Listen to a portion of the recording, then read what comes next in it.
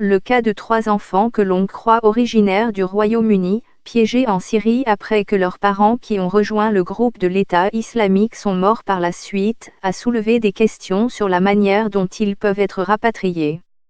Les enfants, Amira, Eba et Hamza, ont fait l'objet d'un reportage récent de la BBC dans un camp syrien pour les familles des combattants et auraient été déplacés dans la ville de Raqqa par les Nations Unies.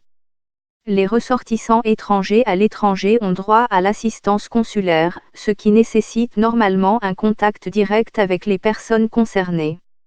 Les camps du nord de la Syrie abritant des familles de la RSI sont actuellement contrôlés par des forces dirigées par des Kurdes dont les dirigeants ont demandé à plusieurs reprises aux pays européens de reprendre leurs ressortissants. Le Comité international de la Croix-Rouge, Comité international de la Croix-Rouge, a tenté d'apporter son aide en identifiant les nationalités des personnes détenues dans les camps, puis en contactant directement les ambassades ou les fonctionnaires consulaires concernés, mais a été frustré par l'inaction.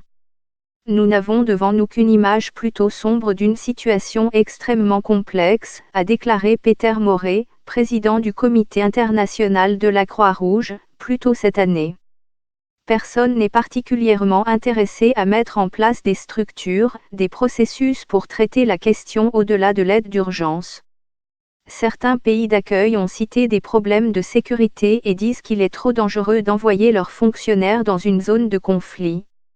Cela malgré le fait que des journalistes aient eu récemment accès au camp et qu'une délégation parlementaire britannique se soit rendue le mois dernier dans le plus grand camp détenant des familles de combattants de la Société de l'information.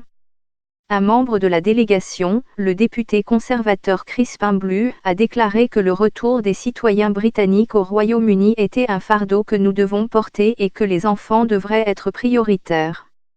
L'Australie a récemment déclaré qu'elle ne prendrait pas le risque d'envoyer des personnes pour sauver des enfants. C'est une zone très dangereuse. Nous ne mettrons pas en danger la vie d'autres Australiens. C'est aussi simple que cela, a déclaré la ministre des Affaires étrangères Linda Reynolds. Si les agents diplomatiques parviennent à établir des contacts, l'étape suivante consiste à établir la filiation légale et la nationalité de l'enfant.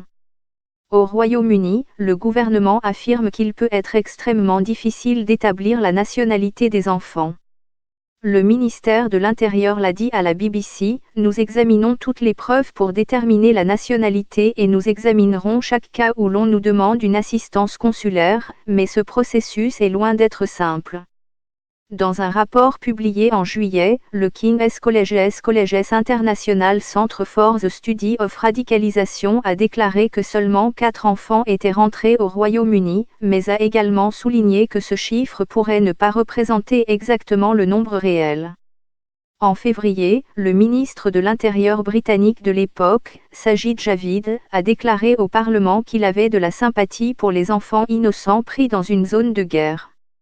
Mais il a ajouté, si nous devions faire plus pour essayer de sauver ces enfants, nous devons réfléchir au risque que cela fait courir aux futurs enfants au Royaume-Uni et au risque qu'ils soient emmenés dans des zones de guerre par leurs parents. Dans le cas de Shamima Begum, qui a été privée de la citoyenneté britannique pour empêcher son retour, le gouvernement a indiqué que son enfant né plus tôt cette année resterait britannique.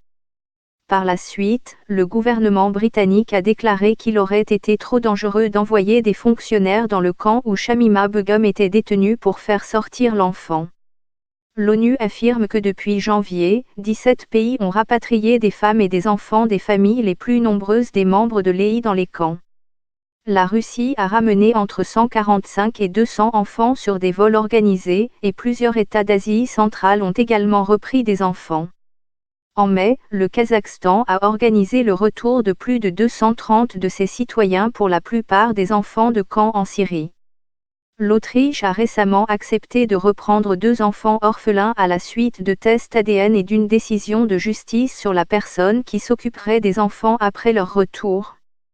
L'Allemagne a également repris certains enfants, de même que la France, la Belgique, les Pays-Bas, le Danemark, la Suède, la Norvège et le Kosovo.